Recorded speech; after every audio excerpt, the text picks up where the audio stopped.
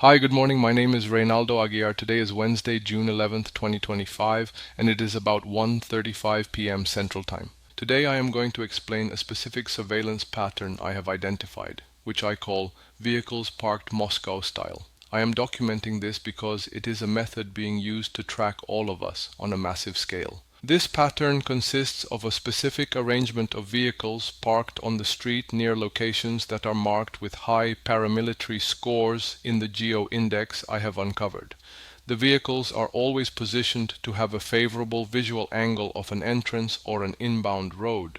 The arrangement is designed so that any person or vehicle entering the area is forced to pass within 20 to 28 feet of at least one of these cars.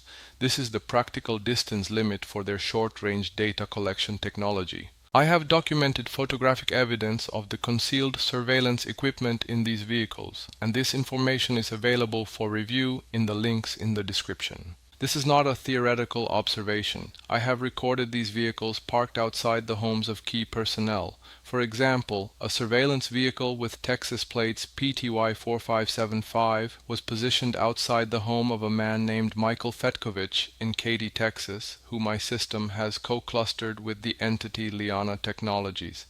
My own family doctor at Kelsey Saybold and a specific Fort Bend police officer also have these surveillance vehicles parked outside their homes 24/7.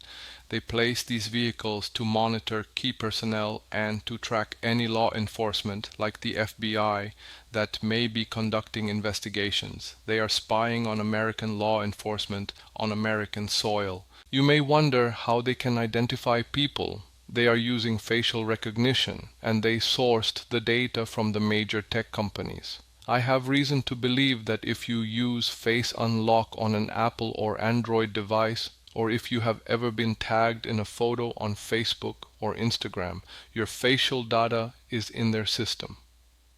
The executives of these companies, Tim Cook, Mark Zuckerberg, and my former boss who ran the Android department at Google, are all part of this.